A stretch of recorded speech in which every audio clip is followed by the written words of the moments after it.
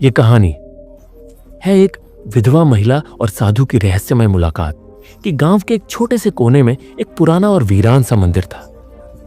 यह मंदिर घने जंगल के बीच बसा हुआ था, जहां बहुत कम लोग आते थे। लोग कहते थे कि वहां एक साधु बाबा रहते थे, जिनका रूप और व्यवहार बहुत रहस्यमय था। कोई नहीं जानता था कि वह साधु कौन थे और कहां से आए थे, लेकिन उनकी उपस्थिति के बारे में गांव के लोग अक्सर अजीब बातें करते थे। कुछ लोग कहते थे कि वह बाबा जादूगर है, जबकि कुछ कहते थे कि वे कोई भूत प्रेत के शिकारी हैं।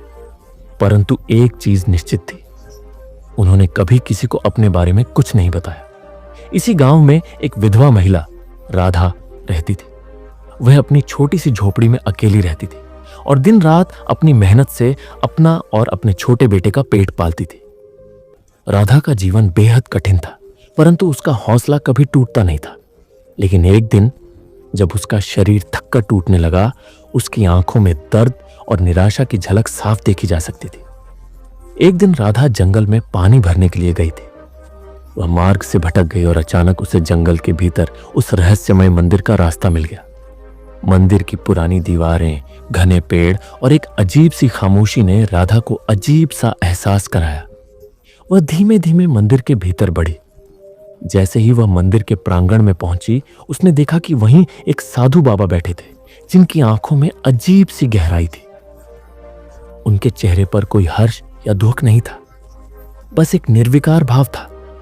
राधा को देखकर बाबा ने बिना कुछ बोले अपना हाथ इशारे से उठाया, जैसे उसे अंदर आने के लिए कहा हो। राधा थोड़ा हिचकिचाते हुए मंदिर के भीतर चली गई। बाबा ने उसे देखा और कहा, तुम थकी हुई हो और तुम्हारी आत्मा में एक गहरी प्यास है।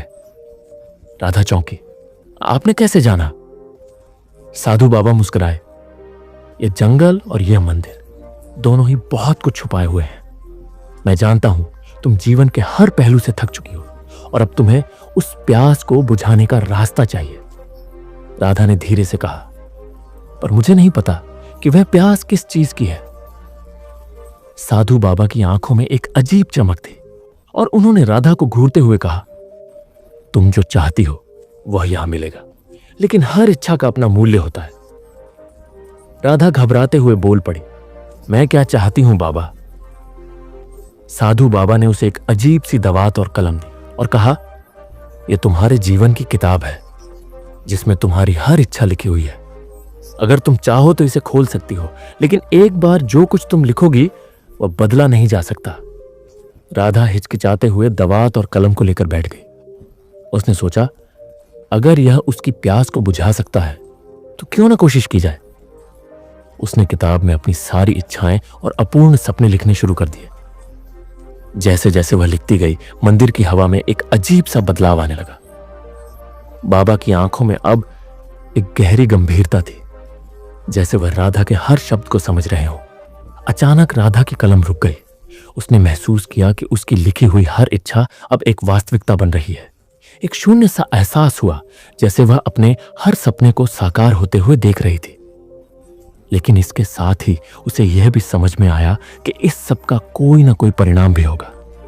साधु बाबा ने राधा से कहा, अब तुम जान चुकी हो कि तुम्हारी प्यास क्या थी, लेकिन याद रखो, जीवन में जो कुछ भी मिलता है उसके साथ कुछ खोता भी है।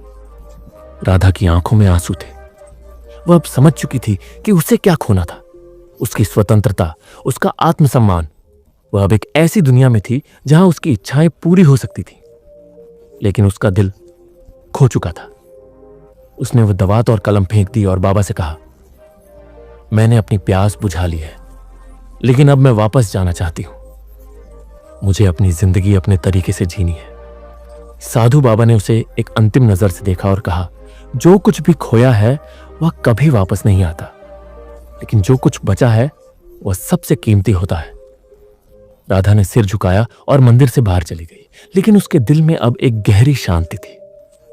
उसने समझ लिया था कि सच्ची खुशी बाहरी चीजों में नहीं, बल्कि आत्म साक्षात्कार में होती है। इस प्रकार राधा की यात्रा पूरी हुई।